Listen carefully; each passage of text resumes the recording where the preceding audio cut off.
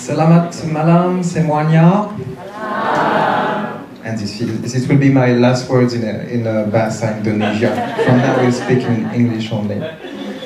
Ladies and gentlemen, good evening. Welcome to the Institut français Yogyakarta for the 8th edition of La Nuit des idées. In English, the Night of Ideas.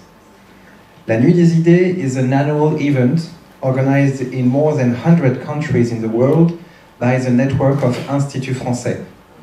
It aims to promote the free flow of ideas and knowledge by organizing conferences, meetings, forums, and roundtables, as well as screenings, artistic performances, and workshops around a common theme, all held in the same evening. For this 8th edition, the theme of La Nuit des idées is Plus. The theme addresses the issues related to the construction of a sustainable and fair economy, the challenges brought by population growth, and the questions raised by the acceleration of contemporary lifestyles. As the theme is vast, we have decided in Yogyakarta to focus more specifically on the topic of food sustainability. According to a recent estimate, there are now over 8 billion humans on Earth, and this number will rise to almost 10 billion by 2050. This brings a major challenge: food. How do we feed everyone?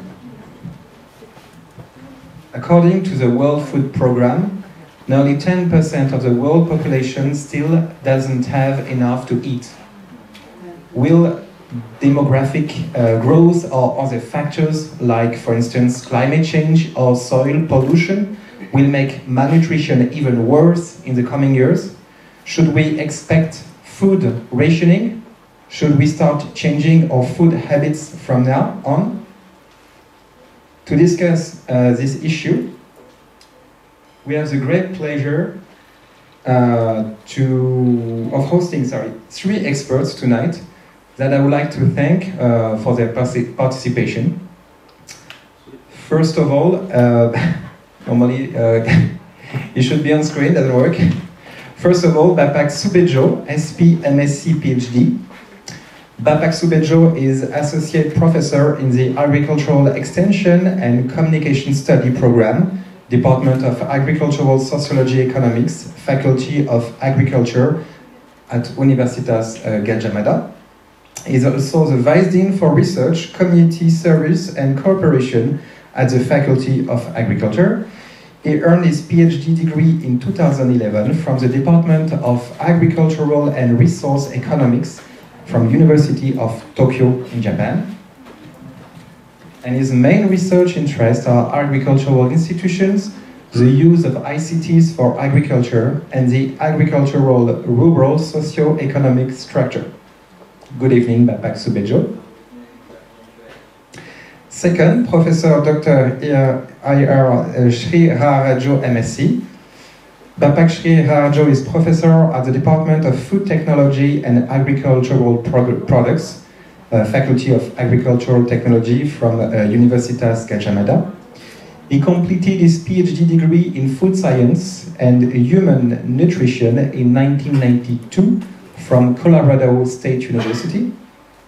His main research interests are food lipid oxidation, development of analysis on antioxidant activity, isolation and identification of new natural antioxidants, bioactive as functional food ingredients, development of delivery system for lipophilic bioactives. Good evening, Bapak Shri Raharjo. And last but not least, Mr. Jean-Marc Roda. Mr. Roda is a regional director for the Southeast Asian Islands at CIRAD. So what is CIRAD? CIRAD is a French agricultural research and international cooperation organization. Mr. Roda has a PhD in comparative dynamics of developing societies from the Paris Diderot University in France. He is also a civil forest officer, specialized in forest industry from the French National School of Rural Engineering.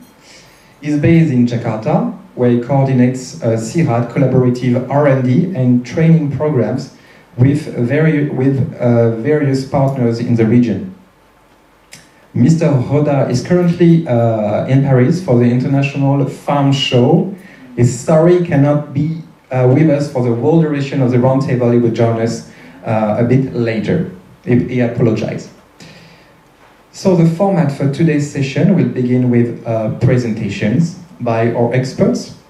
This will be followed by a Q&A session with the audience. So if you have any questions about the presentations, you will be able to ask the experts during this Q&A session.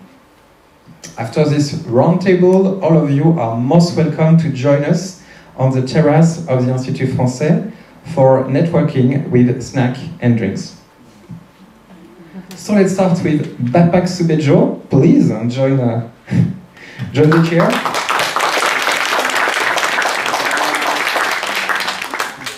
So Bapak Subejo will tell us about contemporary issues, problems and prospective solutions for maintaining food security with a focus on Indonesia.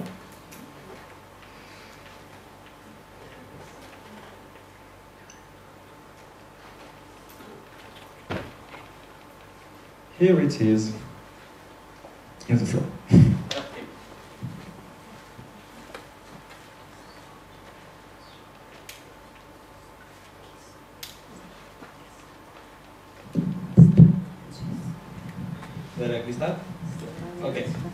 Oke, selamat malam. Thank you Pak Francois. Good evening. Selamat malam semuanya. Yeah, I think this is very nice chance to share with all of you regarding to the issue on agriculture, especially on the food, because everyone here, everyone in the world need food at least 3 times a day. And then, as mentioned by Pak Francois, we facing very difficult situation. Over maybe 200 million people in the world every day, a lack of food. In case of Indonesia, maybe not so many, but in the world, like in African countries, in some countries, lack of food. So we will discuss about which type of strategy should be introduced so we can cope with the issue of the food. Sorry. I think not this slide. Maybe mistake. Not this slide, but this is the slide. Better to use your. Okay. Yeah. I go to your home, to your family. Yes. No. To this one is okay. Yes. Sorry. Yeah. Some technical problem. Yeah.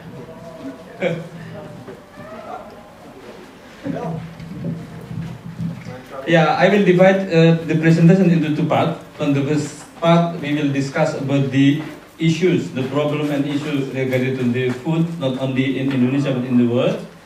And then in the second part, I will discuss maybe some prospective strategy to cope with the problem of the food in case of Indonesia, also maybe in the world. So we have a small technical problem. Yes. Try to fix it ASAP. Okay. Yeah, while writing the presentations, I would remind all of us, in case of Indonesia, we have 272 million people. And every year there is additional about 3 or 4 million people. In the world we have close to 8 billion people. And everyone should get enough food, and then the lands not increase but decrease, because many agricultural land converted into the other purposes like housing, industry and so on. So this is also a big problem. In Indonesia, for example, 200,000 hectares converted into non-agricultural land. So we facing big problems to feed the people, not only in Indonesia but in the world. Yeah.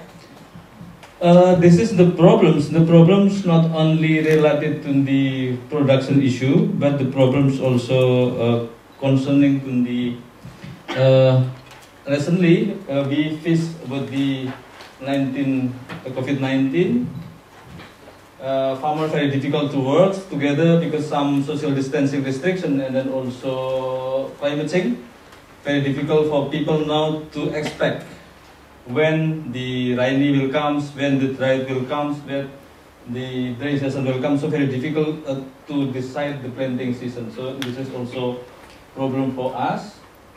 Climate change and then the pandemic and so on. So many, actually farmers produce foods, but very difficult how to transport the food because mobility of people, mobility of food also resisted during the pandemic. So there is two situations. In one situation, farmer as a producer of farmer can produce the food, and very difficult to transport the food to the consumer. And on the other hand, consumer very difficult to get food, and the price of food also very high. As opposite in the producing side, the price is very low. So this is the situation after the pandemic. And then we can see in the global situation, the darkest means better. Indonesia, the situation not so dark, but also not so light. The light and the light is worse. This is the status of global food situation, food security in the world. Very interesting data. For many years, Singapore always #1 in terms of food security because Singapore have a financial capability, has a huge number of money, and then they can buy food every time. But during the COVID, there is no food in the international market. So even the money, there is nothing. So money cannot always answer the problem of food. Singapore having big number of money, but in the market there is no food. So it's mean every country, every region, every part should concern how to produce the food, including in Indonesia. So now Singapore also try to invest in Africa in some places how to produce the food. So in the case of emergency, they can still get the food because in the market sometimes very difficult to get the food. This is the situation. Usually Singapore is #1, and then currently in the rank of 15. But the France do nice franchise. The France very nice, yeah. 13 and then 9. France, Japan is very nice, yeah. Indonesia, yeah, from 62 to 69. This is the rank of food security in the world. And we can compare in the situation of Southeast Asia, yeah, including Asia, also Japan and Singapore. Yeah, Indonesia, I think the situation also not so good, still below the Philippines, below the Vietnam and so on. But interestingly, Singapore always #1, many years, but now money no meaning because there is no food in the international market. So this is situation in Indonesia. We import some commodities over 50%, including the wheat and also garlic, and also soybean. Every day we eat tempe, tempe and tahu, but actually the material of tempe and tofu 50% imported from, especially from the Australia, from Canada, and from America. And then we only produce less than 1 million ton a year, and we always import the big number of soybean. In the case of rice, it's very interesting. Actually, we only import small number of rice, maybe less than 5%. But the problem, rice is not only economic commodity, but political commodity. When government import 100,000 tons, many political parties and the students also protesting. But actually the number is very small as compared to wheat. We import 10 million tons of wheat from Canada, from Australia, big number. 30 trillion Indonesian rupiah every year. In terms of rice, maybe less than 2 or 3 trillion rupiah. Very small number. But the problems, rice is not only economic commodity, but political commodity. When the rice is a problem, so many parties giving high attention, and then some also protesting and so on. This is the problems. Actually, not so big number of in terms of imports. This is international reports during the pandemic. So many reports from the international perspective. Some countries restricting the exporting, like Vietnam, Thailand, and so on. Also, even they produce big number of food. Due to pandemic, they stop for exporting the food. So the problem not only faced by Indonesia but for other countries. I will skip this part. Actually, this is just figures that during the pandemic, many lost opportunity of the transporting the food and then also processing the food and so on. So this is the risk of the agriculture sector during the pandemic. This is very interesting data. Actually, not really new. Already 1 year ago, I tried to compare in many places, comparing the price of food in producing area and then comparing the price of food in consuming area. Very big difference. Farmer get very small number of price and then consumer should buy big number of the price. This is situation because the agricultural commodity cannot be transported.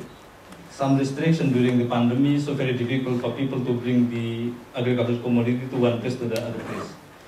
Even in some places in eastern Indonesia, this is in Madiun, is Java, due to the price is very low, even the farmers, horticultural farmers, just giving for free because there is no price. And then also this type of chicken, also the chicken growers, and then also giving for free. But these fruit starting farmers, fruit starting chicken growers, due to the price is very low, cannot be sold, and then finally they just give for free for the other people. This is rice, very interesting. The number of population increasing, yeah, slightly, not slightly increased because every year increased 3 or 4 million people, and then the number of the rice is only very few. The increasing only very few. So we still also has a problem with the rice. And then I will discuss about the other situation. Rice usually produced by farmers, and then we have big problem in Indonesia with the farmers because the age of farmers is very old. You can see like this. The farmers, age of farmers over 60 years is the biggest among the others age range. So it's mean very difficult to disseminate the innovation, technology and so on because the farmers is very old. And the other situation, education also very low. The biggest number of proportion of farmers only finish the elementary school. So we face the problems, not only climate change but the human resources. Because very old and then the education also very low. Even in some is drop out and not go to school at all.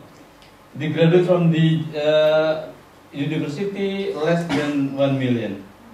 We have a total of farmers of 30 millions, but the number of people working in agriculture graduate from the university less than 1 million. This is a big problem also for Indonesia in the future, to improve the productivity with the human resources. So our homework in the future to promote the young people, young educated farmers to do agriculture in the future.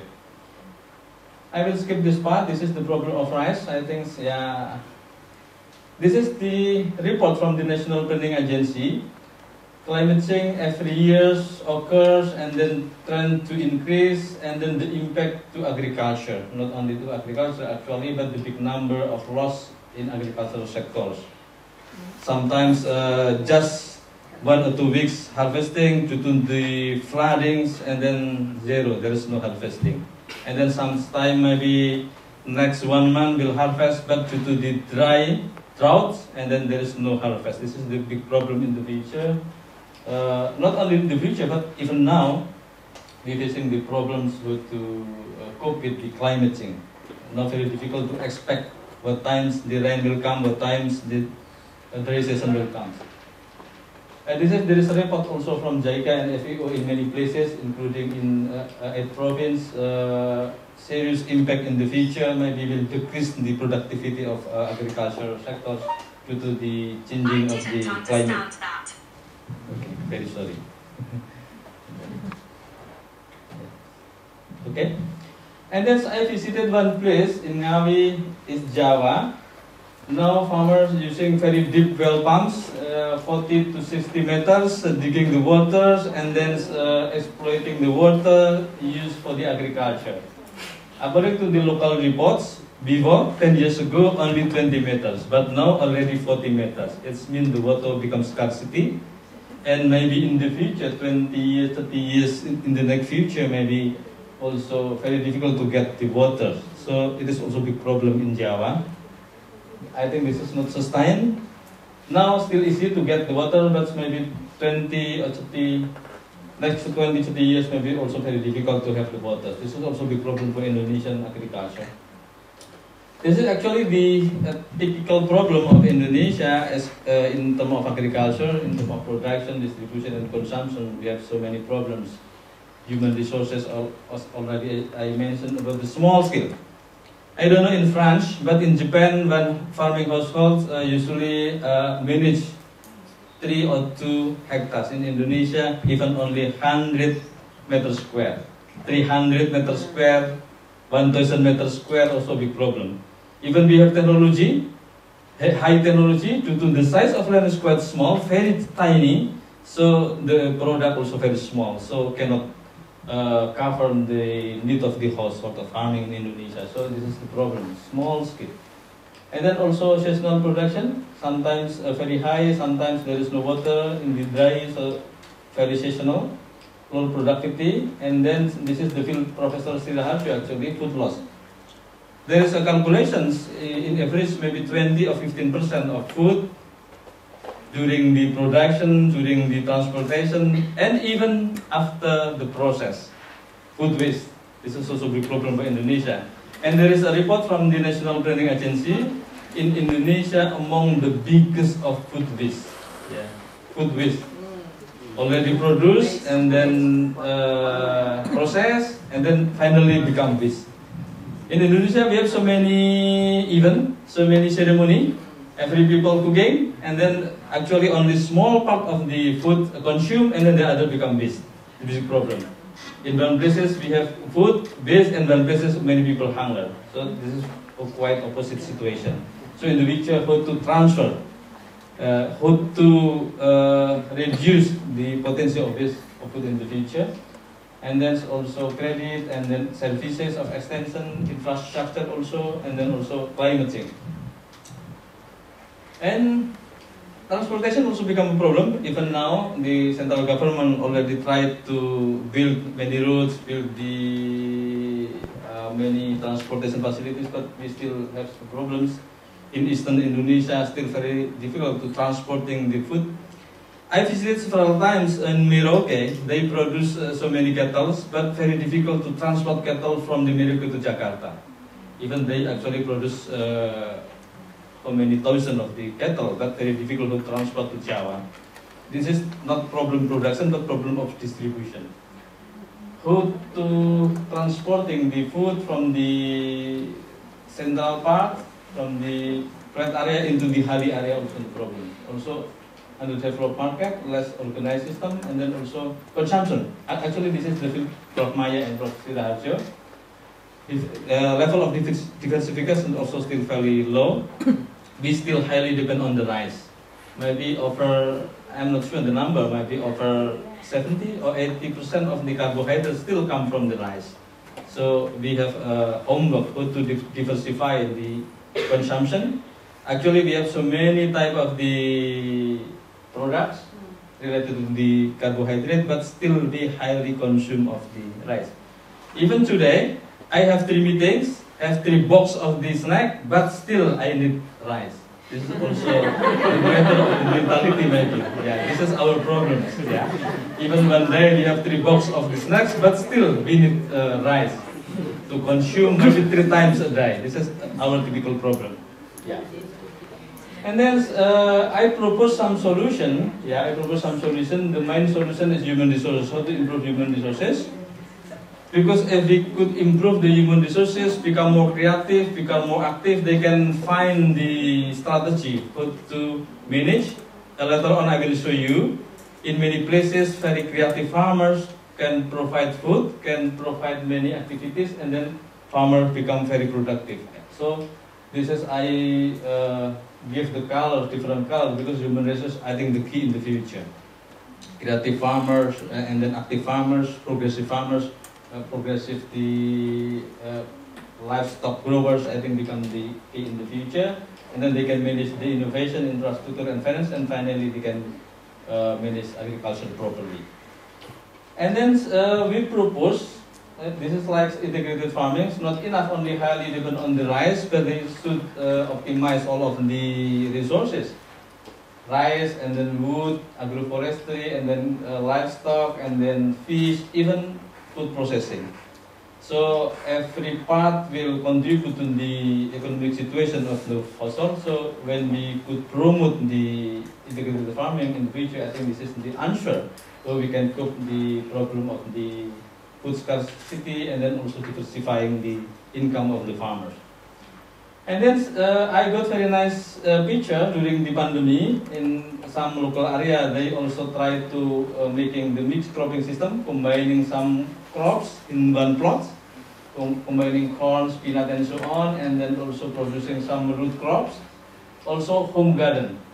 Even in urban area there is urban farmings, even only small plot, and then they use some planting bag and so on. They also try to use the resources for producing some food, and then also for some one, they could use this sort of the plastic and some bamboo and so on, very actually not so expensive material, and then they can use this for producing the fish. I think this is also answer. And then this is in terms of processing. If before they produce the fish and then directly sell to the people, and now they try to process and then giving the session, and then after that the household just frying, no need for the washing, no need to giving the salt and so on, so directly cooking. This is also very innovative strategy during the pandemic. So I think also the proposed strategy for some activities regarding to the farming. And then I find the situation in near the coastal area. They also combining the horticulture and then some trees like coconut and so on. Also they try to combine with the catfish. Yeah, I think this is also diversity of the income, diversity of the activities. And then this is a nice situation in coastal area of Yogyakarta. Before this is really sand.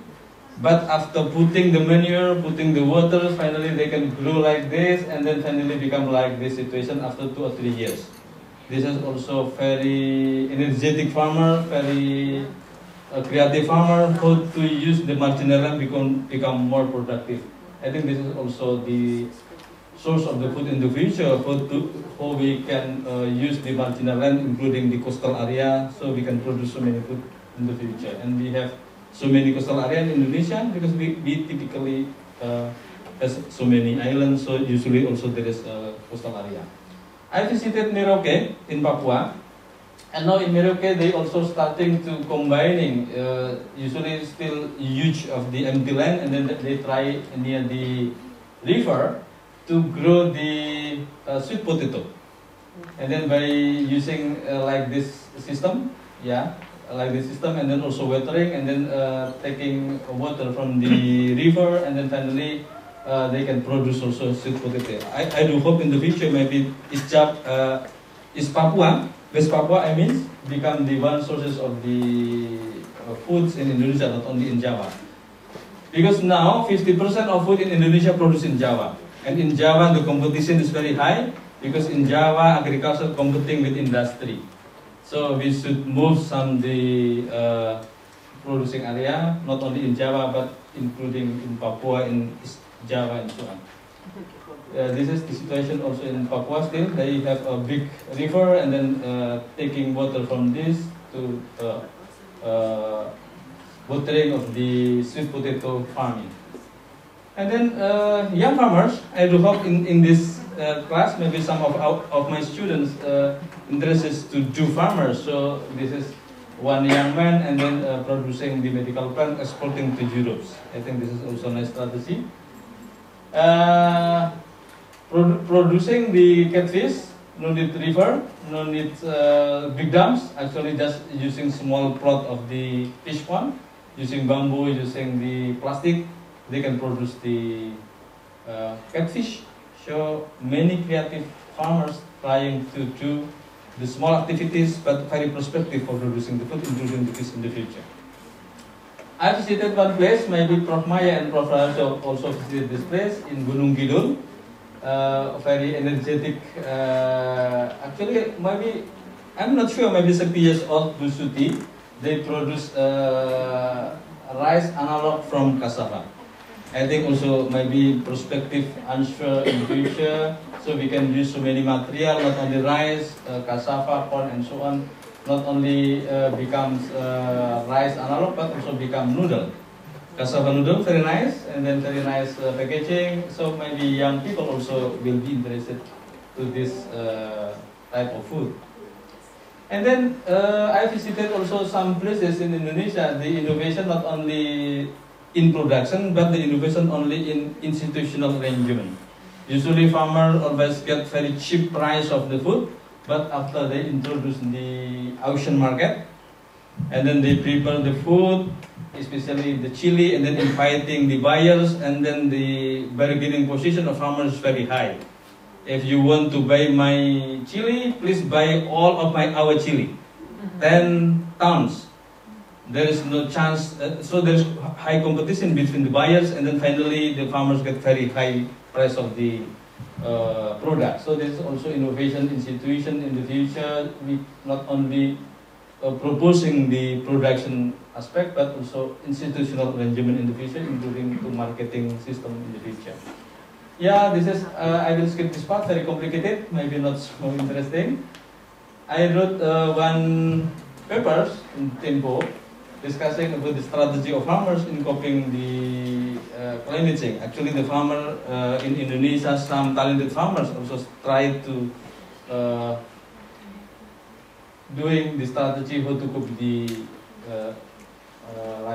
climate change like this. Farmers very talented, and then making the record. Finally, they can identify which type of activity can be reduced about the climate change. And then currently, maybe last 10 years, the improvement of ICT in Indonesia also very remarkable. So I think this is also promising for the farmers. So we do promoting the cyber extension, and then farmer can get information, get innovation, not waiting the extension worker come to the village, but they can use the mobile phone, use the internet, and then every time they can get innovation. I think this is also quite promising in the future, to use information and communication for promoting the agricultural practices in Indonesia, especially for young farmers.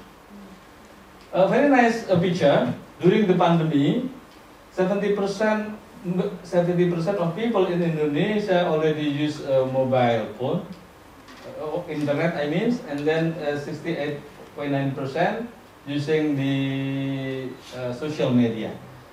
So far, only for social activities, and I do hope in the future this can be used for promoting the productive activities, how to transfer information on agriculture, how to sell the product, how to interact with other farmers, other producers, and so on. So this is big potential, but so far still be used for the social activities. So we do hope, because now already 73% of Indonesian people already use the internet. So this is big chance in the future to use for more productive activities. Yeah, okay, I will skip this part. In our faculty in UGM, we already also preparing one application, how to combine the farmers and then extension and researcher in UGM, how to disseminate the information, and the member already 15,000 people, all of Indonesia. So I think quite promising. We call this digitalized extension system application, how to interact between many parties, and then hopefully farmer can get information very easy through this application. This is free application. There is no charge. Only if we have quota and we have access of ID, so every farmers can get access, and then free, no charge. And then also in the future, we have a big number of money in rural area, because our government has the programs since 2015. There is we call as Dana Desa in Indonesia, and in English maybe village fund. And the number is very big, 70 trillion Indonesian rupiah for about 74 villages in Indonesia. Big number. One village can get 1 billion, 1 or 2 billion. even more if we have a big village. This is also quite promising in the future if rural governments could use this big number of money and then for more productive, promoting agriculture. I think in the future this is also a chance to promote agriculture by using this a big number of money in rural area. Okay, I think this is my last presentations. I summarize some strategy like training, improvement of production organization, research development, and then also giving the big expenditure for the infrastructure and then mitigation of climate change and so on. So actually I just respond the problem in the previous slide. So hopefully by proposing the strategy into policy, into program of government and other related parties, hopefully our food situation in the future will be much better. I think that's all. We can have a discussion after finish of the presentation of 3 big presenters. Thank you very much, Pastor Andres. Thank you very much. Thank you so much. Thank you for this presentation, and especially this inspiring and very concrete solutions to address the issue of food sustainability. So I'm pretty sure most of you have questions for Bapak Subejo. As we said earlier, we'll keep some time after the presentation for a Q&A session. Now let's turn the floor over to Bapak Sri Raharjo. Bapak Raharjo will talk about sustainable production, responsible consumption, and more equitable access to safe and nutritious food to address the issue of food sustainability.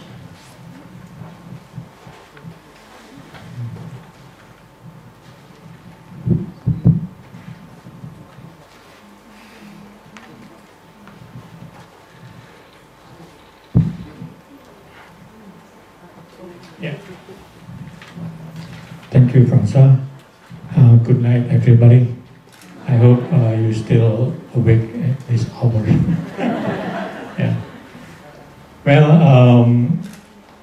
I want to share with you to respond to the topic of the tonight's discussion on how to feed 10 billion people in 2050. Can we do that? I think we must be optimistic. Yes, we can do it. I think this world has been created by God, able to provide food for all the human beings, but it may not sufficient if there is a greedy people, a greedy leaders, serakah. If there is a greed that makes things not available for all of us. So that's the question: how to accomplish providing 60 to 70 more food production in the future. Can we do it without hurting, damaging the earth or the environment? Yeah? I think many recommendations has been provided to all of us that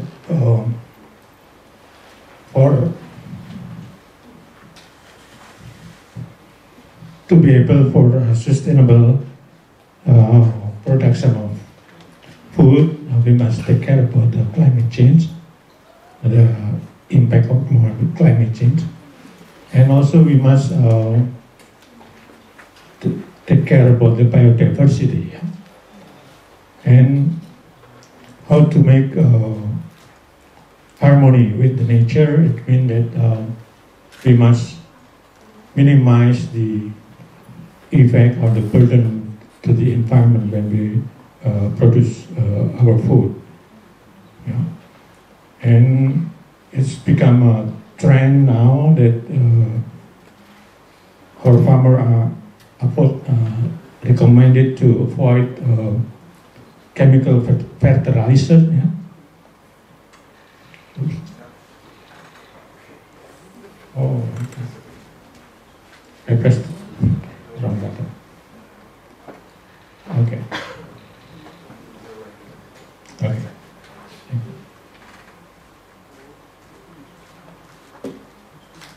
And let me use these figures to describe the challenge that we face. On the top figures, the pointer. The small one. Yeah. The top figures is described about the food being produced in terms of current situation. Yeah. It is described as a small peak here, related with total agricultural production, related with food being produced, and about the food distribution and access, and also the resilience of the food system.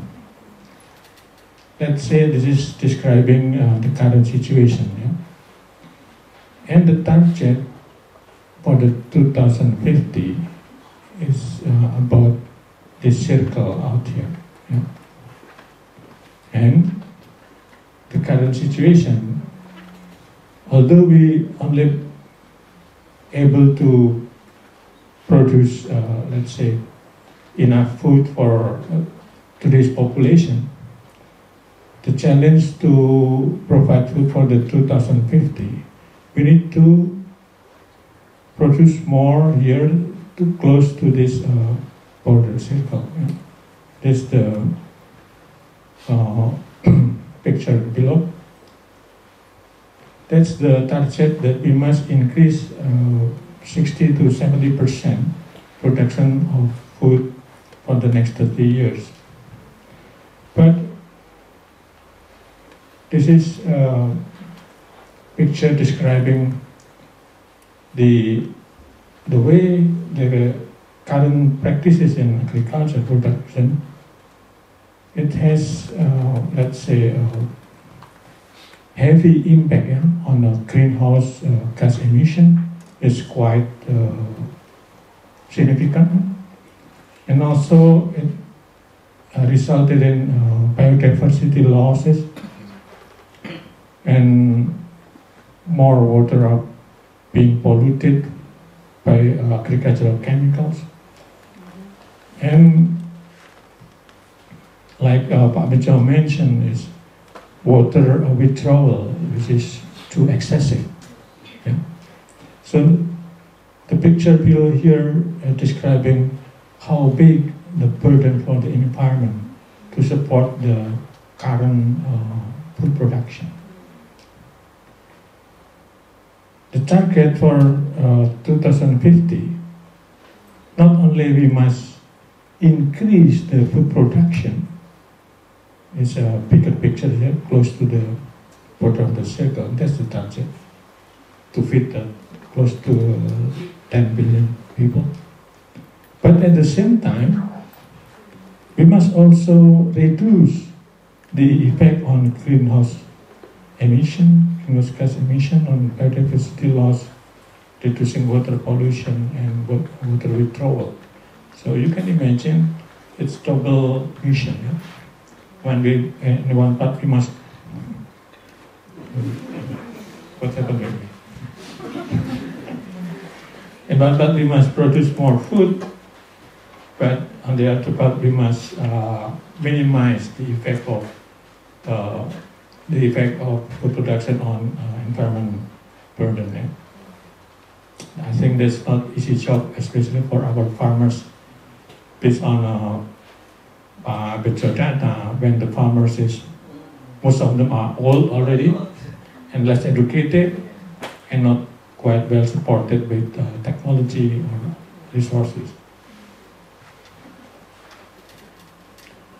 So I think one way to achieve that goals, I think we cannot leave we cannot achieve that without support of technology.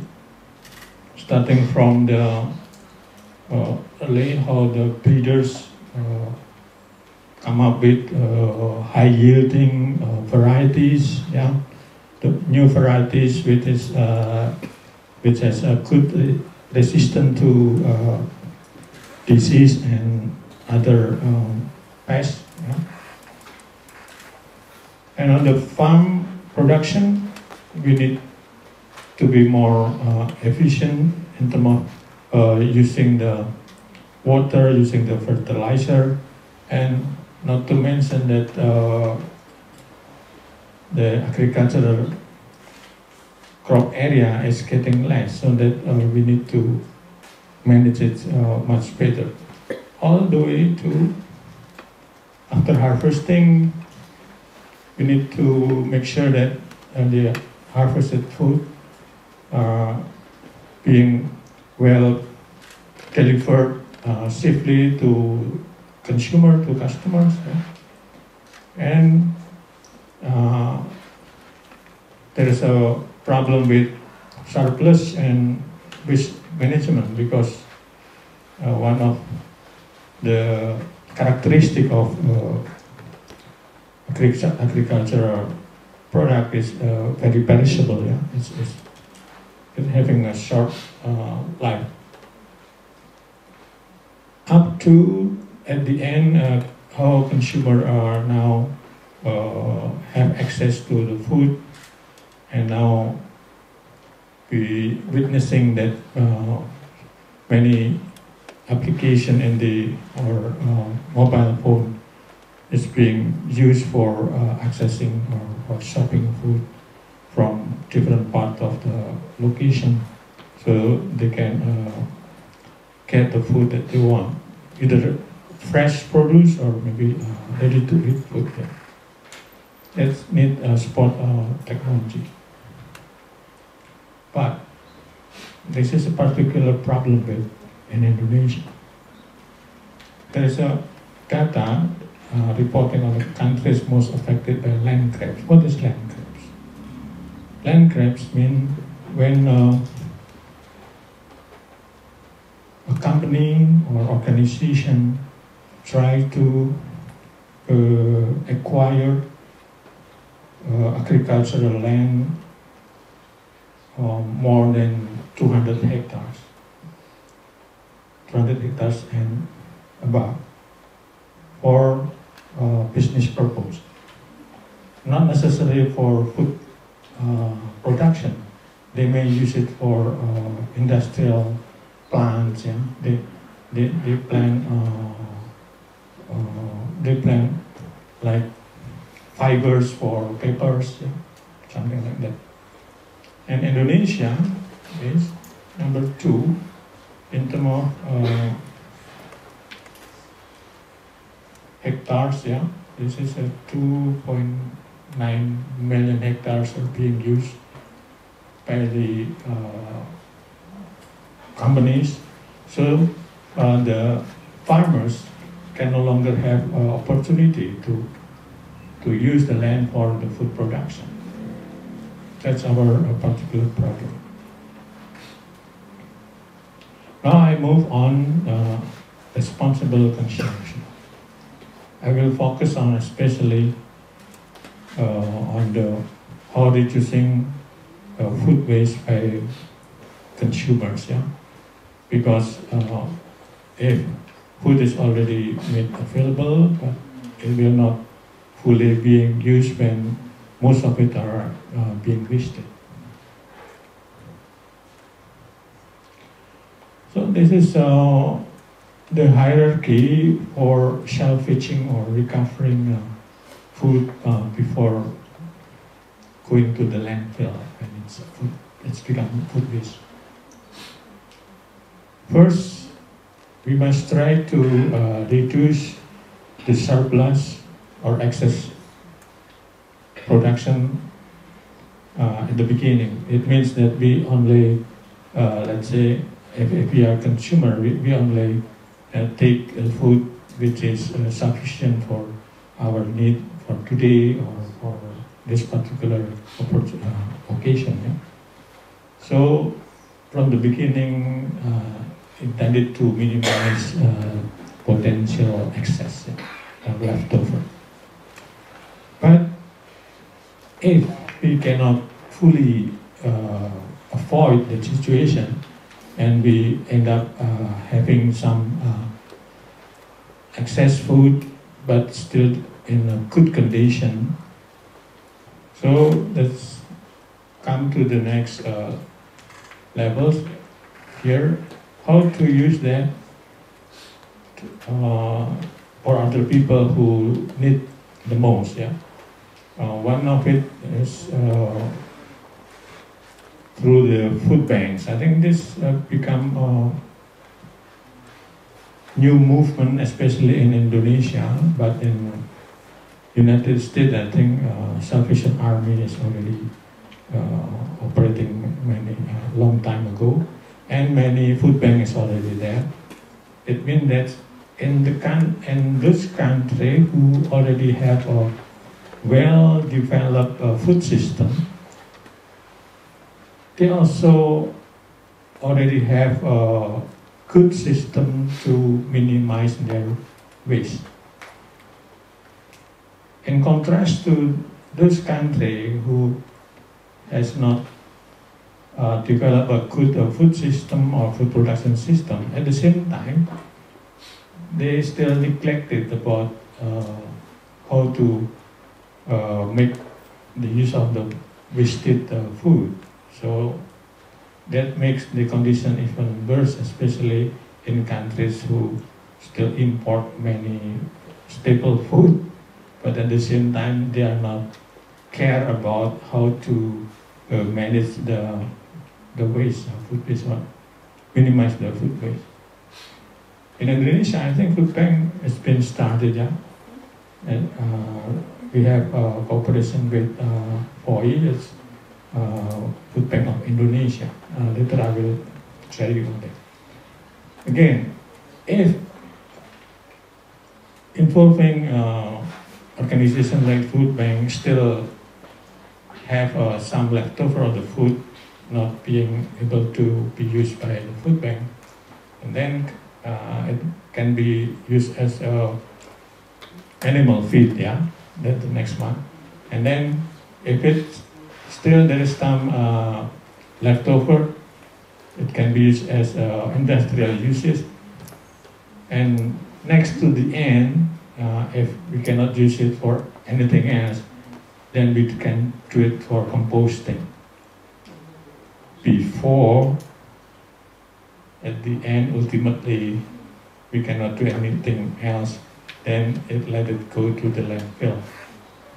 So the idea is not to throw away the food waste at the beginning directly to landfill. So in that way, I think Yogyakarta has a big problem also in terms of waste management. Okay. This is I take it from Food Bank of Indonesia, from POI. They reported that currently we have about 24% of stunted children, and there is some also close to 20 million hungry people there. And more interestingly is here that they reported that almost 30% here. The school children, when they go to their school in the morning with empty stomach, they don't have something to eat for breakfast. So in that way, they cannot do the learning effectively at school. So this is on the condition reflecting that it is there is some hunger people here, and there is some children that having difficulty to have access for breakfast before going to school. At the same time, or on the other side, based on the data on 2021 here, yeah, this is information from Sistem Informasi Pengelolaan Sampah Nasional. They reported that we make about 8 million ton food being wasted. Now the data reported 13 million ton. I think the accuracy is not good, but it at least reflecting that at that magnitude, yeah, it's ranging from 8 maybe to 13 million ton of waste from food, yeah. So if we can make a better management for reducing the food waste, it can be used to provide food close to the data here reported of 28 million, or about 11%. If our population is 280 million, then it's about 10% or 11% of the population. That's the data on the hunger people. There are close to 20 million hunger people. So I think theoretically, it's capable to provide food for the hunger. Yeah? This is how the food bank works. There is very heavily rely on donors providing food. This is, I would like to make sure that the donors may only donate their food when they are still in a good condition. Yeah. In other words, that is, if the donor itself they are not willing to eat it, they must not provide it or give it to food bank. So after they take donation from many agencies, from the food manufacturers, there is some processed food which is approaching the expiration date before it is expired, and then donated to the food. And then they distribute it to the needy, yeah? To the children, to the senior citizen, to the working poor, yeah? To those people who has a chronic illness, something like that. This is one way how to make use the access to food to reduce food waste. And we do involve, yeah, in this food bank of Indonesia. This is two of our faculty members, and one of us, Professor Annie, is here.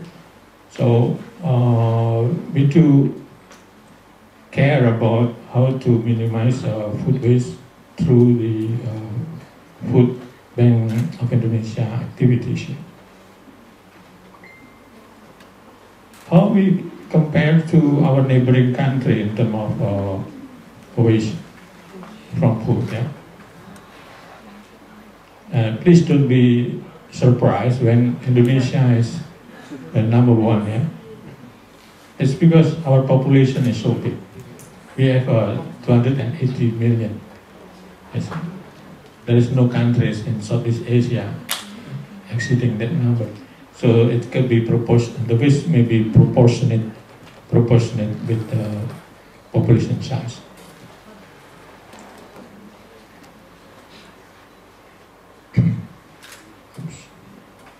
Yeah, and then I would like to go to the last part of my presentation on how to make more equitable access to safe and nutritious food, yeah, for the population. If the way we increase our agricultural product, especially food focus only on the carbohydrate, it means that we only increase our rice production or maybe another carbohydrate source from agriculture. It means that that's the lowest level, yeah, for the food just to meet energy requirements, yeah, only meeting the caloric adequacy. Yeah. But that should not be stopped there, because now in the future, I think we need our future generations is not only taking food for enough calories, they must also have some nutrient. Yeah. So on top of that, I think it's a better or maybe more challenging how to provide not only meet the calories but also provide some adequate nutrient. Yeah?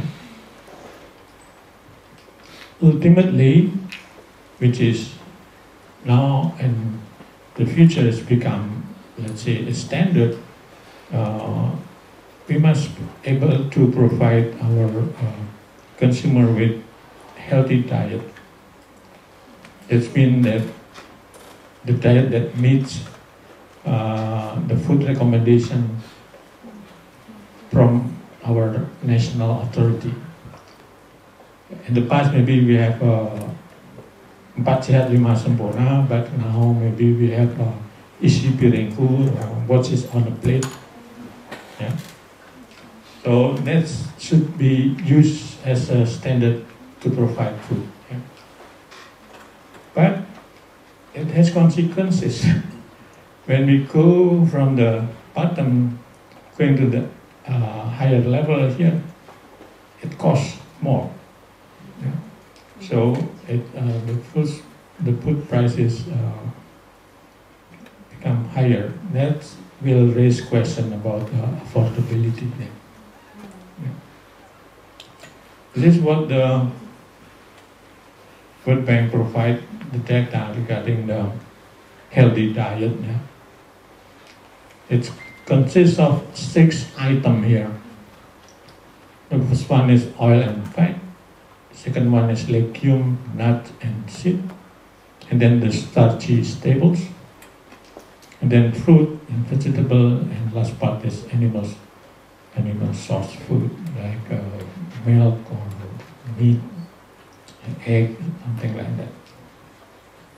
That's what they consider complete combination of diet, and we call it a healthy diet basket. Yeah? And each of these has a price. Yeah? Among these 6 groups, the cheapest one is the oil. Because we not consume oil too much every day. Yeah? So even the price may be 40,000 rupiah per liter or per kilo, but we may only consume 100 gram or maybe less every day. So the cost is not that high. Yeah? But about the legumes is a little bit more expensive, and then it's for the staples. Yeah, for the staples, maybe especially rice, maybe the prices try to keep it low or maybe affordable. But we consume, in terms of weight, is we at least consume 300 grams of rice a day. Yeah, every time we eat, maybe 100 grams, and Professor said that we must eat rice 3 times a day, then 300 grams. So that makes the cost is a bit higher here. And then the next one is fruit. Yeah, maybe you can argue that fruit may not be so expensive. It depends what kind of fruit that we eat. Yeah? If we eat fruit that is locally grown, or maybe it's already on your backyard, and it could be cheaper with it, like bananas or papaya. Yeah. Maybe some people don't like papaya, but it's good for our stomach. Yeah. And then the vegetable, again, the price may be not that high for our situation. Yeah, we can eat almost all leafy plant around us. Yeah, any kind of leaves, we can use it as vegetable sometimes. And at the end, on the final part here is the animal base. Of course, the animal base is like meat or egg is the most expensive among others. So when World Bank tried to figure out the average global cost for healthy diet, it's about 3.5 US dollar. Okay. This is per day. Yeah. Yeah, and per person, per day and per person, not per family. Yeah, per person. You may argue, okay. And then, in terms of affordability, there is data in Indonesia. If the cost of the healthy diet is about 3.5 US dollars, then almost 70% of Indonesian residents, and they cannot afford it. Yeah. Why? It's because the median income, yeah, the median income for Indonesian people is here is about the same with the cost of healthy diet. It means close to that data. If it exactly the same with the median, it means 50%. Yeah? 50% of the people cannot afford, and the previous data reporting close to 70%. And this is being confirmed in recent publication by Kompas, indicating that 68%, yeah, is not able to get the healthy diet. That may result in some of our balita or children under 5 have undernourished problem like wasting, stunting, and underweight. Although stunting data is going down, but still, this is 2018. Right now, maybe it's already close to 20%. The other part is we must make sure that the food must be safe, otherwise it's not allowed to be consumed or commercialized. Yeah. And then this is the hunger index. The hunger index, if we compare to our neighboring country, yeah, this is the 2020. Indonesia is about that position. In the 2021, it's getting worse. Indonesia has almost come number 3 from the bottom. Before Timor-Leste and Laos. So, this means more people are being hungry.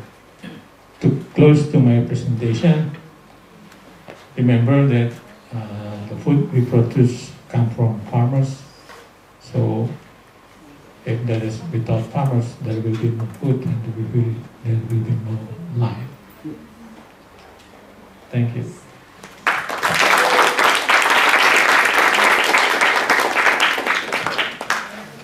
Thank you so much, Bapak Raharjo, for this presentation. It was very clear. Thank you so much. We'll move now to Mr. Jean-Marc Roda, who's waiting for us. He will join us via Zoom.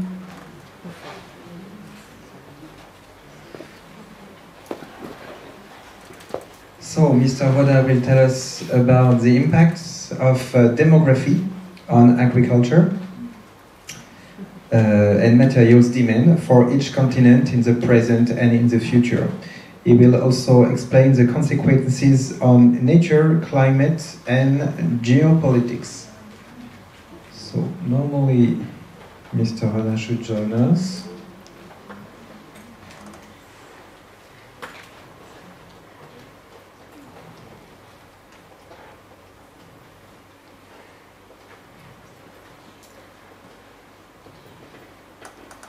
Excuse me, I'm texting him.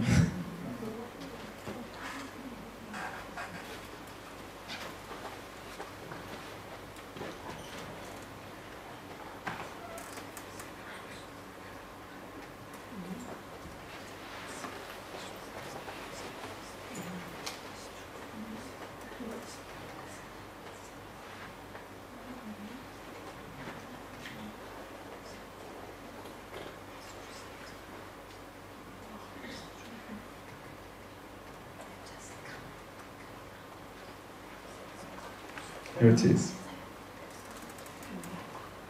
J'ai essayé Oui. le système. Bonjour Jean-Marc. Vous m'entendez bien? Bon, je vous entends excellemment bien. Bon, bah c'est super. Oui, alors vous ne voyez que moi, vous ne voyez pas le public, mais je peux vous assurer qu'il y a beaucoup de monde ce soir. Donc, yeah, sorry, I'm switching from French to English, sorry.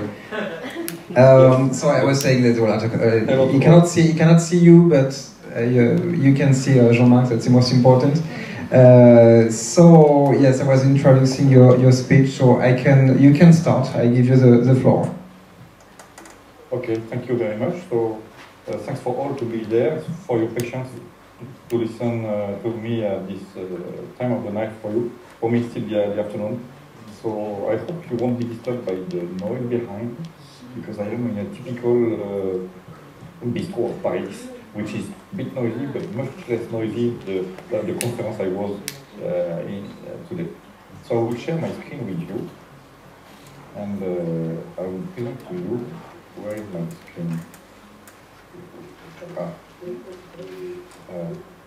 Let me find my way to share my screen with you. Room, share, yes.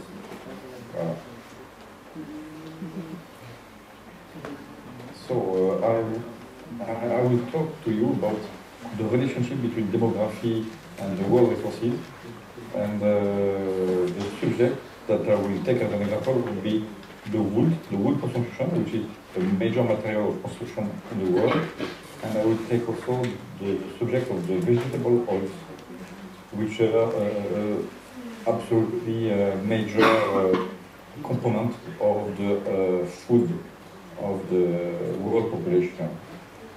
So first, what you see there is the world demand and consumption of industrial roundwood. So industrial roundwood is all the kind of wood that you can use as material for plywood, for saw timber, for resin, furniture. And you see that over the years, the consumption has evolved very regularly. And you have two worlds. So one world which is the top zone, which is the Brazil, India, China, Indonesia. So this world is the one that is consuming and increasing its consumption. So Indonesia is a big part of the increase of consumption of roundwood in the world. And all the rest of the world, all the Western world, all the rest is below the horizontal lines, which is the rest of the world. So you see this increasing figure, you start to think, oh, is there a link with the population increase? Of course, there is a link. So we're going to see it.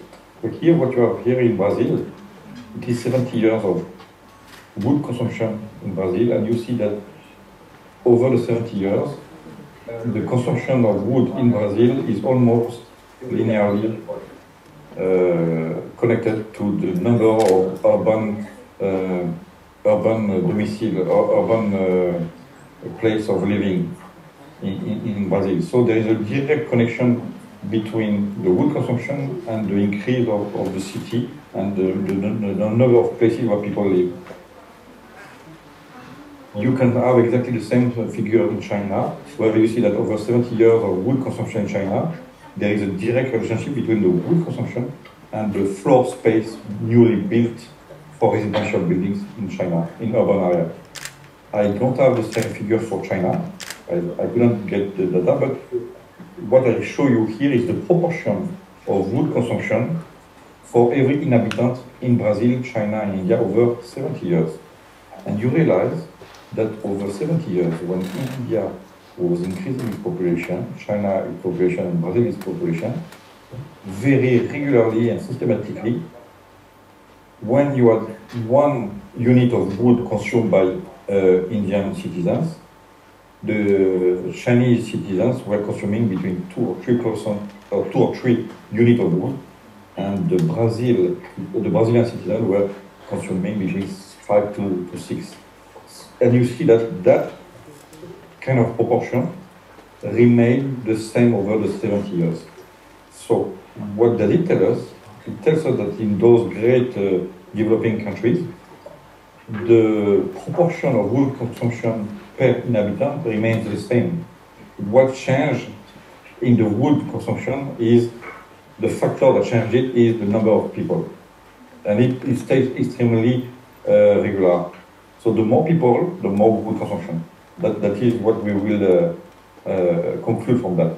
And we can see it not only in Brazil, India, and China, and Indonesia, you can also see that in sub-Saharan Africa, the tropical Africa, below the desert. And you see that over 70 years, you have also a linear relationship between the wood consumption and the demography, urban demography. So that allows us to ask us, okay, we know what was the consumption in the last 70 years, what would be the demand of wood at the world scale in 2050, for example. Since we are seeing that it is totally, completely related to the demography, and we know that the demography is something that is easy to predict in the future because we have what we call pyramid of age, pyramid of age, and in different countries, in Africa, in Asia, Europe, North America, Latin America, the balance of male, female, old, young people, all of this is different. So you have by class of age, you know in everywhere how many people. And when you have such pyramid, you know today how many people are between 15 years and 20 years, how many are between 20 and 30. And with that, you know how long will be the fertile people, and you know also statistically how many babies are born this year. When you know how many babies who are born this year, you know in 10 years, in 20 years, in 30 years, how many people will come in the population from just this year of birth. And you have this information for every year. So it gives you extremely robust means to predict the population in the coming years. And I give you some examples. Here you have the projections for the UN, United Nations. They have a division population, they do those predictions. This prediction was made in 2015. And you see that there are very precise predictions that are the lines for every continent, for Africa, Asia, Europe, Latin America, North America. And they have zones of uncertainty, because you may have a war, you may have something like Ukraine war that will change the birth rate in part of Europe. So those zones of shaded zones are the question of they represent the uncertainty that we have on those numbers. But if we look at 2050, we know exactly in 2050 what will be the population of Asia with the margin of error. We know the same for Africa, and for Europe, and for Latin America, and for North America. With that, if we apply what we have seen in the past and we make models, we can predict extremely quickly. So this is one of the models, which is representing what was the growth of the industrial wood demand in the 70 last years for Brazil, India, and China. And what you have in lines are the models that adapt to it. And if you predict what will be the population in 2050, you apply those models, you know exactly what will be the demand of wood in 2050. So this is what we are doing now. So at last, what will be the world wood demand by 2050? Let's see together. So you see that we can do predictions for Latin America. So the red lines are the prediction, and you have the dotted lines that are the uncertainty. You do the same for tropical Asia, and you do the same for Northern America. So you see that this model that we did in CIRAD works very well for the tropical countries. It doesn't work as well for the Western countries. So for Europe and for Northern America, the model doesn't work well. Why? Because there is no demographic growth anymore. The demography is now not growing anymore in the Western countries, so the model doesn't apply. But in the rest of the world, it works very well. And here you have the same data, where you see the bad models are for Northern America, Europe, last Europe, and the former URSS, former Russian world. But that's not important if the model doesn't work, because we know that the demography in 30 years in this continent won't change compared to today. There is no more increase of the population. So there won't be the places where the wood demand will increase. But we see that in Latin America, Sub-Saharan Africa, tropical Asia, Oceania, and we can do the total for the world, we can predict how many millions of cubic meters or tons will be needed in the coming year. And by 2050, we know the quantity that is needed. So, and you see that our models are quite precise. So, what you see now is in dark blue the 2016 situation of the wood demand in the various continents. In light blue is the demand that will be for sure in 2050, and in the red is the gap that will be needed to be produced by 2050. So you realize that if you look at Latin America, from now to 2050, you need to increase by 40% the wood produced to feed the demand of Latin America. If you look in Sub-Saharan Africa, it will increase by 100%. If you look at tropical Asia, where we are, but where you count also India, the demand is also by 100%. And you have the wood demand in millions of cubic meters. So you look Latin America, the demand will shift from 235 millions to 330. So it's an increase of 100 millions of cubic meter per year that would be needed in Latin America, more than now. Almost 100 more millions of cubic meter also in South Africa. And in tropical Asia, it will be more than 200 millions of cubic meter that will be needed per year when we'll be in 2050. So for Oceania, you have a bit of increase, but Oceania is not so much populated. So the gap in Oceania is great. So when you look at all of this, you realize that we have a major problem. We need to plant trees very urgently.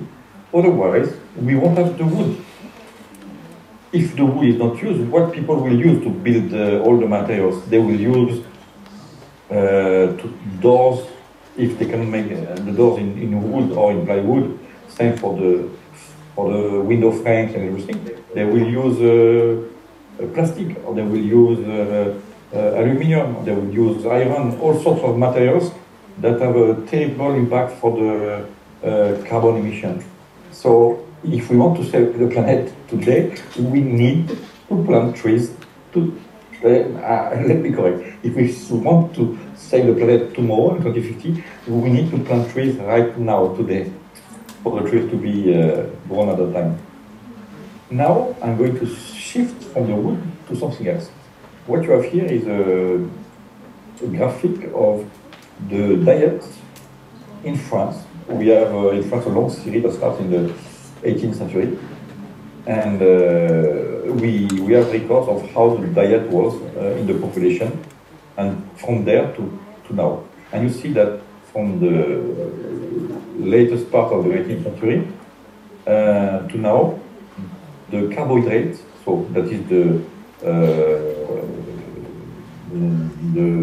how to say, the sugars and the complex sugars, the simple sugars and the complex sugars, they diminished regularly in the share of the food, while the fat products, so the oils or the fatty products, increase in proportion. So what you have here is in percentage or in proportion. So in proportion, the share of the protein remains stable. But it's really important that when we eat less sugar, complex sugar, we eat more fat. If we do the same graphic, it's exactly the same graphic, but here it's not in proportion, it is in absolute kilocalorie per inhabitant. So you see that over the last centuries, the intake by the people grew until the people were fed enough to be happy, and then it's selling. So you have a normal, stabilization of the food intake by the people in total kilocalorie. But the share of complex sugars, which are the cereals, potatoes, and pulses in it, in red, you see that the increase when the food share, the nutrition was increasing. But once it's stabilized, when the people are satiated, they have enough food, they are not hungry anymore, then what is happening is their share of cereals, potatoes, and pulses in Indonesia will be rise. It decreased. What continues to increase is the fats and the oils. So we have to keep that in mind, absolutely. So we have a stabilization of the total intake, but in the same time, the cereals, the potatoes, the sausages, they decrease. What increases is the fats in green. So if I show you the evolution, that was in France, now it's all over the world. And what you have here is the fat consumption in a gram per capita per day. And what you have here is for the world, all the countries in the world for the last 70 years. And you see that the consumption by the people in every country in the world, the consumption of fat regularly did increase with the increase of the income. So when people get richer, they eat more fat. There is a direct relationship between the income and the fat. And this relation is almost similar with the urbanization. So when people get more urban or they go into the city, they eat more fat products, especially vegetable fat. We're going to see that. So what you have here is the representation of the total food supply for the population in the world. And you see that the developed countries, they have reached already the level of satiety. So they are selling. So it increased in the past, but it reaches a level where it is stable. You see that the developing and emerging countries, they are just a little bit behind and they are still increasing.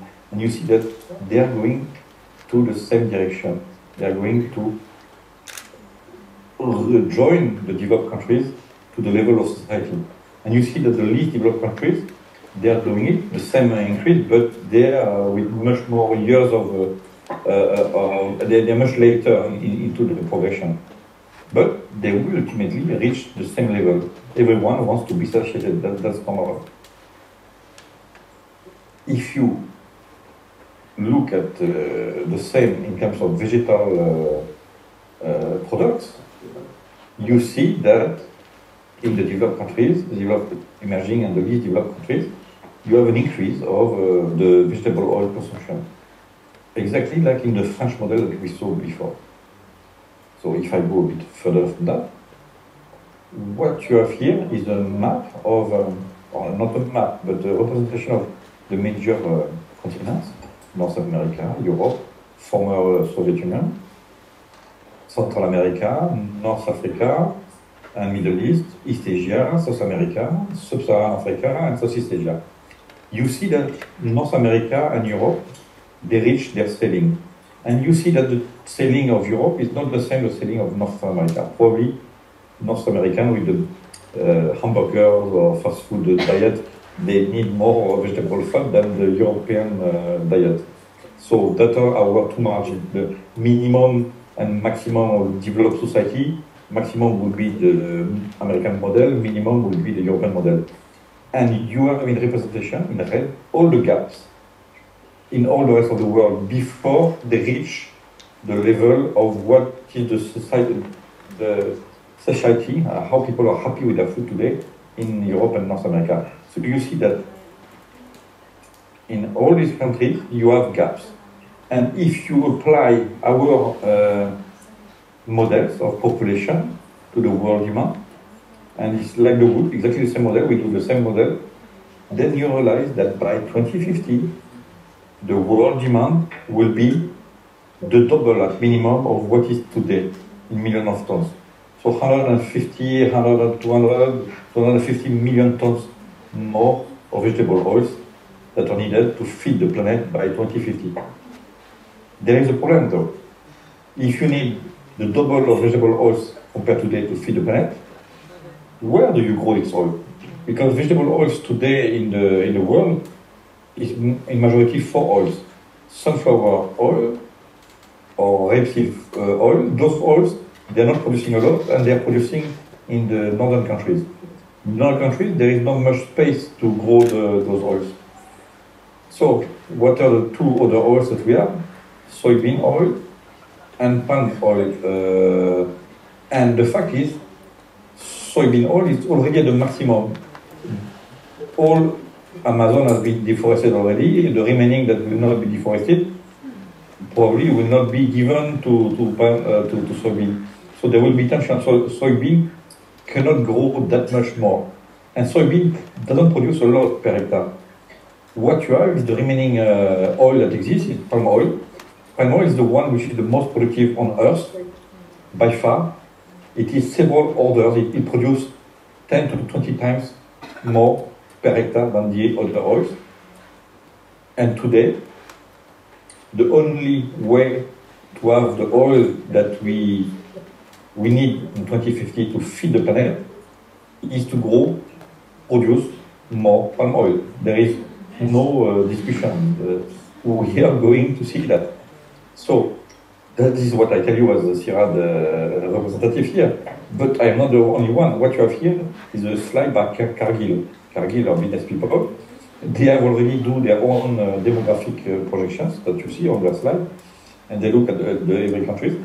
And they are investing to feed those growth. And they also, like us, know very well that they need to plant now to be able to feed tomorrow. So that is a problem. Not the fact that they know that is not the problem. The fact is, what is the problem is they are rushing to grab the land. And what you have here on this map is a global race to grab the land. And in blue you have the major investors. You see the USA is bigger, the number 1. The amazing surprise, the number 2 in terms of investment is Malaysia. And you see in green where the target countries to invest. So this is where people need to buy land to be able to feed the population tomorrow. And you see that the number 1 target is Papua New Guinea. Amazingly, the number 2 target is Indonesia. Of course, Africa, 3, 4, 5. And if you group all the countries of Africa, Africa will become the number 1 target, but as a continent. But if you look country by country, the number 2 is Indonesia. So Indonesia is at a major stake for So when you see all of this, you start to understand what are the politics when people are criticizing Indonesia for the palm production, for deforestation, for everything.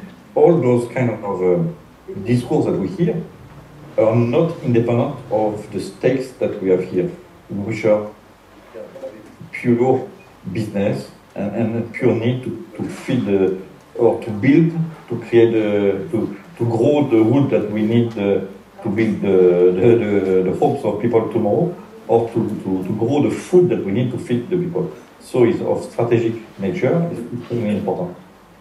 So, and at the behind that, it is the demography. And what you have behind that is a competition by many corporations, mostly from the north, and a few from the south. They are competing to grab land and to secure the land in all those continents. So the circles that you see there are the hectares that are under target right now, under investment. And you see those hectares shared by what is food crops, so the crop that you grow to feed the people, and the non-food crops, which is what you grow like timber, to make material, and the flex crops. Flex is that you could make a crop that does several stuff, and multiple use. So with that, you have a complete view of how the demography of today and the babies that are born this year, that will be born next year, and so on, how they shape the demand of wood and the demand of oil for tomorrow. And what we say for these two examples are the same for all the natural resources that we are using. So I hope with that you have a clear vision. I apologize again if you heard behind the background, because I am in Paris, a bit noisy today, and voila. Thank you very much for your attention. Thank you, Jean-Marc. Thank you for this interesting modelization approach. Can you stay with us, Jean-Marc, a bit more for the Q&A session? Yes, of course. Okay, yeah. Let me unshare, voila. Okay. So can I ask Bapak Subejo and Bapak Raharjo to join me on stage? On stage. So we switch now to the Q&A session. I guess all of you had at least one question to ask to our guests. Who would like to break the ice and to be the courageous one? Okay. I want support from my colleague.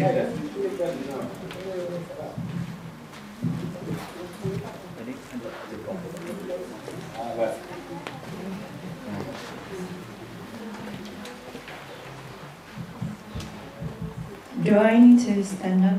Yeah, it's better. Okay. Can see you. Okay then.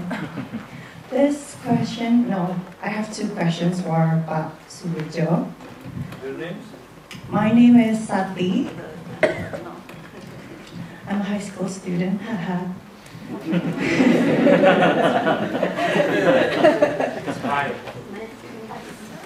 Nice to meet you too. The first one being, is it possible that one of the reasons why food is hard to get in an adequate way is because people don't see traditional agriculture jobs as interesting? But can we blame the youngsters for it?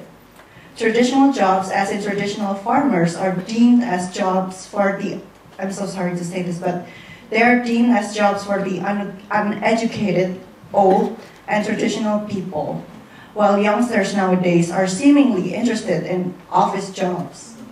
Can we blame the youngsters for it? That's the first question. I think you can answer it first, and then I'll continue to the second question, or do I continue to the second question? Okay, answer the second question. Okay.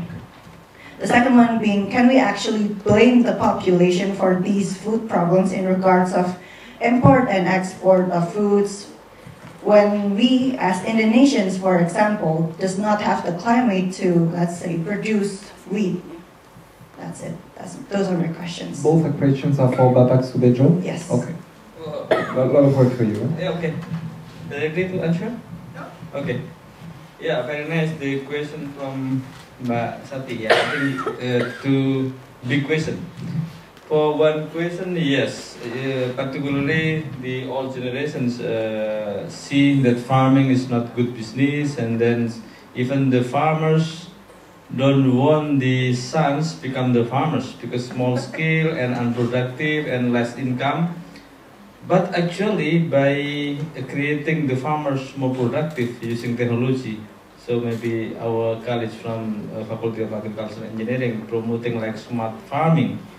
We can use the mechanical engineering, we can introduce even IT, information technology, even artificial intelligence, how to control the watering system and then become more productive. And maybe young farmers know starting to do farming, but sometimes not graduate from Faculty of Agriculture. Very sad story.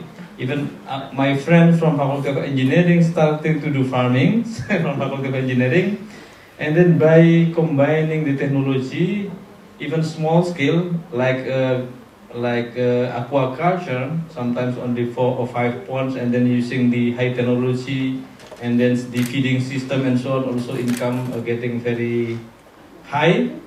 I think if we can produce the ecosystem to promote the farmers using technology and then more productive, finally we can attract the farmers.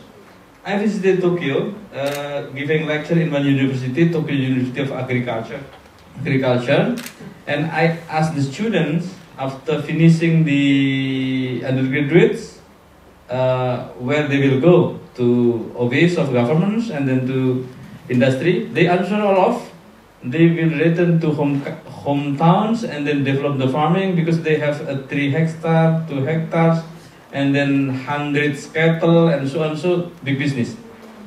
I do believe in the future if we could create the farming more productive and then more creative using technology, I think young farmers, even our students also want to continue the farming. If we have only 1 cattle, impossible for students from the Faculty of Animal Science to do business. But if they have 20 cattle, I think they want to be cattle farming. So the key is how to make the farming become more productive using technology, and then of course supporting from the government also very important. Innovation from the university, from government. And then the second things about the wheat, I don't know in detail about because actually we can produce some material, maybe not really to substitutes, but to complement.